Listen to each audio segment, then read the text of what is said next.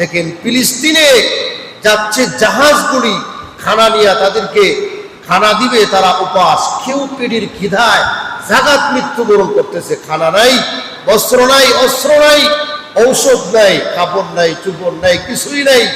মুসলমানরা কত কষ্টে জীবন যাপন করতেছে। জাহাজগুলি যাচ্ছে তাদেরকে সহযোগিতা করার জন্য। এই ইহুদিরা কত বড় খারাপ, কত নিকৃষ্ট। এই ইহুদিরা জাহাজ পর্যন্ত সমুদ্রের মধ্যে আটকিয়ে রাখছে এবং তারা বলতেছে পানি দিয়ে, পাইপ দিয়ে পানি দিয়ে জাহাজগুলি নদীতে ডুবাই দিবে, সাগরে ডুবাইয়া দিবে, তাদেরকে খানা দিবে না। কত বড় জালেমের জালেম, কত বড় খারাপ আর নিকৃষ্ট ইহুদি জাতিরা এখন বুঝে। রাসূল বলছেন ইহুদি জাতের চাইতে আর কোনো খারাপ আর কোনো জাতি কিয়ামতের আগে আর আসবে না, এমন খারাপের খারাপ। এরপরেও আমাদের বাংলাদেশ থেকে একজন প্রতিনিধি করছেন শহীদুল হক ভাই, উনি বাংলাদেশের প্রতিনিধি হিসাবে গাজায় মুসলমানদের জন্য জাহাজে করে যাচ্ছেন, তাদের সাথে খানা নিয়ে। আর আমরা আছি আনন্দ ফুর্তি আর উল্লাসে। উনি তো জেনেই গিয়েছেন এখানে গেলে মৃত্যুও হতে পারে, যেরকম ঠিক না, এখানে গেলে মৃত্যুও হতে পারে। কারণ ইসরায়েলি বাহিনীরা ছাড় দিবে না, মারবে, ছাড়বে না। তাদের এটা অভ্যাস, তাদের চরিত্র, তারা এটা পেয়ে আসছে মুসলমানদের সাথে দুশ্মনী করা। আমার কোনো ভাইয়েরা, আমরা আছি আনন্দ উল্লাসের জন্য, আমরা আছি দুনিয়ার লোভের জন্য, আমরা আছি হিন্দুদের যাত্রায় গিয়া শুভেচ্ছা আর স্বাগতম জানানোর জন্য, যেরকম কিনা, শুভেচ্ছা আর স্বাগতম জানানোর জন্য। সামান্য দুইটা বুটের জন্য ইমান ইমান ইমান ইমান শেষ শেষ, নতুন করে আবার কালিমা পড়ে মুসলমান হওয়া লাগবে। যে সমস্ত কথাবার্তা জবান দিয়া বের হচ্ছে, আপনি ইমানদার না, ইমানদার নয়, 100% সত্য। কেউ বলছে মা ঘরে ঘরে বাণী পৌঁছায় দেওয়ার জন্য আসছে, নাউযুবিল্লাহ। তারা যদি কয় আমাদের কোনো আপত্তি নেই, কোনো আপত্তি আছে? কোনো আপত্তি নেই। কিন্তু তুমি মুসলমান দাবি করো, মাঝে মাঝে টুপি লাগায় মসজিদেও যাও, মাঝে মাঝে পাঞ্জাবি লাগাও, ঈদগাহে যাও, জুমাতে আসো, রমজানে নামাজ পড়ো, তারাবি পড়ো, হজ্জে যাও, ইমানের সাইনবোর্ড লাগাইছে, লাগিয়ে তুমি এই সমস্ত কথাবার্তা তোমার জবান থেকে আসে, যে কথাগুলি কুফুরি কুফুরি কুফুরি কুফুরি, এতে কোনো সন্দেহ নেই। আরেকজন বলছে মুর্দার ইফিট আর অপিট, হিন্দুরা করে পূজা, আমরা রাখি রোজা, নাউযুবিল্লাহি মিন যালিক। দেখছেন কোথায় গেছে কথাগুলি, কোথায় যায়? মুর্দার ইফিট আর অপিট, হিন্দু মুসলিম মিললেই বাংলাদেশ, মানলাম হিন্দু মুসলিম মিললে বাংলাদেশ। আচ্ছা, আমরা যে সময় বাজার বাজার করি, বাজারে এই সময় কেউ হিন্দু জিগায়, বলে তুমি হিন্দু না মুসলমান? জিগায়? জিগায় না।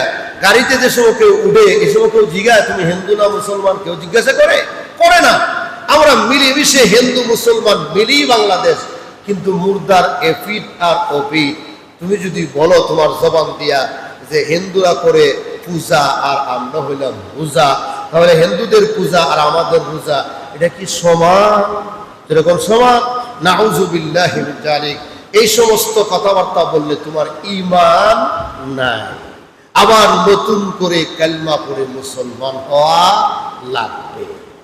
ঈমানদার যদি হতে হয়, আবার নতুন করে কালিমা পড়ে মুসলমান হওয়া লাগবে। আমার পরে ভাইয়েরা, আমার কথার দ্বারা যাতে আল্লাহ নারাজ হয়, আমার কথার দ্বারা যাতে আল্লাহ রাসূল নারাজ হয়, আমার কথার দ্বারা যাতে কোরআনের উল্টা না যায়, আমার কথার দ্বারা যাতে হাদিসের উল্টা না যায়, আমি মুসলমান হিসাবে আমার দায়িত্ব সেটা পালন করা লাগবে।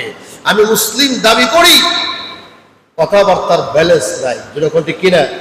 অনেকে বলে রাজনীতির সাথে ইসলামের কোনো সম্পর্ক নাই, কয় না কয় না?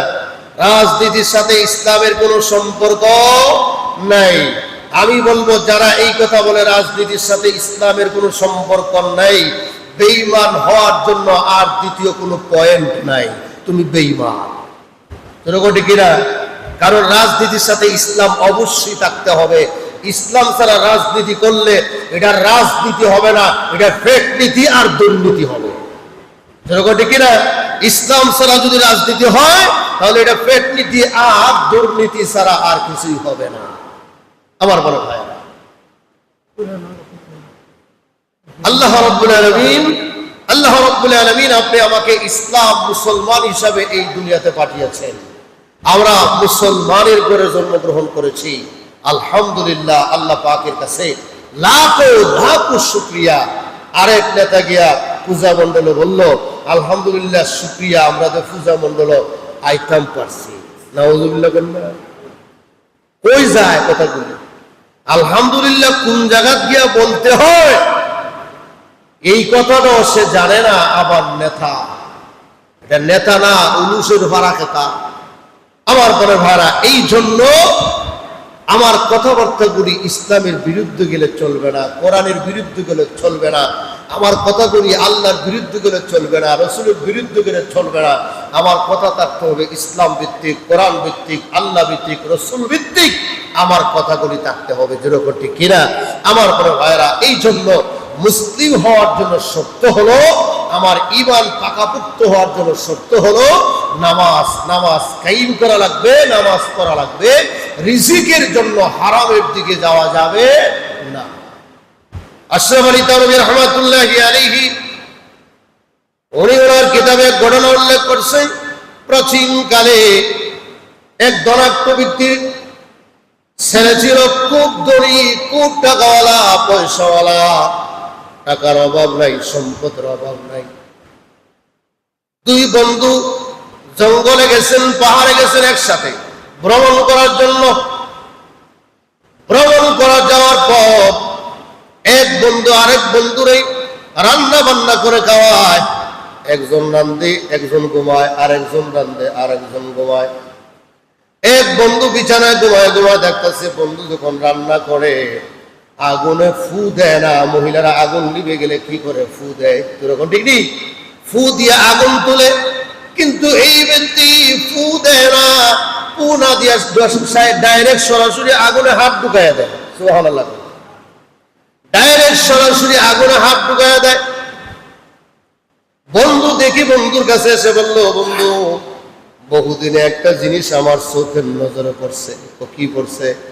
আমি দেখলাম তুমি ফু না দিয়া ডাইরেক্ট আগুনে হাত ঢুকাইয়া দাও, আগুন আবার জ্বলন্ত অবস্থায় উঠে যায়, তোমার আগুনে হাত পুড়েও না, কিছুই হয় না।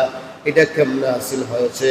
এমনি বন্ধু ডাক দিয়া বলে, একজন নেককার মানুষের দোয়ায় আল্লাহ আমাকে এই কেরামতি দান করেছে। সুবহানাল্লাহ। নেককার মানুষের দোয়া আল্লাহর কাছে 100% কবুল। যেরকম ঠিক না? নেককারদের পাশে থাকতে হবে। তুমি তো গাঞ্জাকুর, ইয়াবাকুর, মদকুর, সুদকুর, বেনামাজি, এদের সাথে উঠা বসা তোমার সব সময়। এরা তো তোমাকে গুনার কাজ করাবে। যেরকম ঠিক না? এরা তোমাকে গুনার কাজ করাবে, নামাজের দিকে ডাকবে না।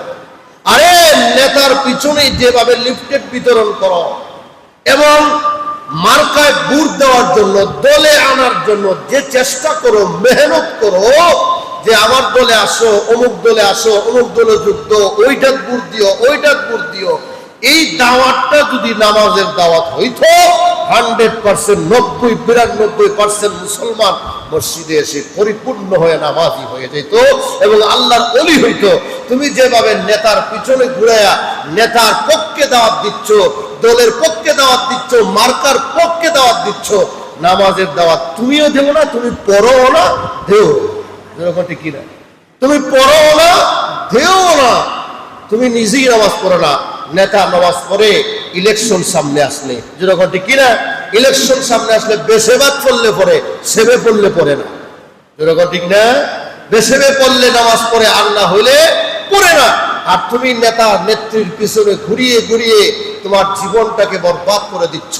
নামাজ ছাড়ছো, ঈমান ছাড়ছো, আমল ছাড়ছো, রোজা ছাড়ো, হজ ছাড়ো, যাকাত ছাড়ো, ইবাদত ছাড়ো, আল্লাহর জিকির ছাড়ো, আল্লাহর হুকুম ছাড়ো। অবশ্যই আল্লাহর দরবারে তুমি জবাব দেওয়া লাগবে। নেতা আর নেত্রী তোমার কবরে যাবে না, নেতা আর নেত্রী তোমার কবরে যাবে না, তুমি একাই আল্লাহর কাছে জবাব দেওয়া লাগবে। আমার কোনো ভাইয়েরা, ও ব্যক্তি বলল, একজন নেককারের দোয়া আমার এই কেরামতি হাসিল হয়েছে। বন্ধু বলল কিভাবে? বলে আমি খুব বিরাট ধনী একজন দুলালি ছিলাম, একজন ছেলে ছিলাম।